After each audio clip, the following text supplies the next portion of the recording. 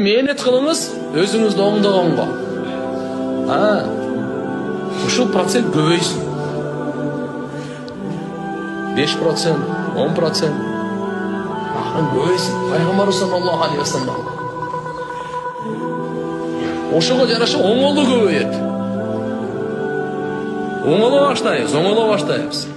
Бир күндөрү лап этип эч ким оңолбойт, андай эмес. Азыр баарыбызда канча деген бир күнүн ичинде арам ойлор келет.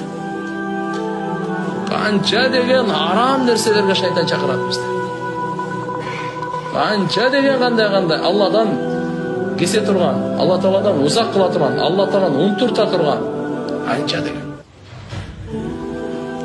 Ошон үчүн иншалла келиңиздер мына 5 вакыт намаздагы Алланын чакырыгы хаялас сала, хаялал фала жөнөкөй эмес бул.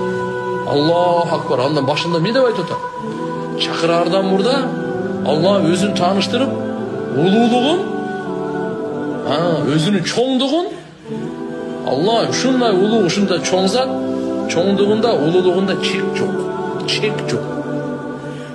Аллаху акбар.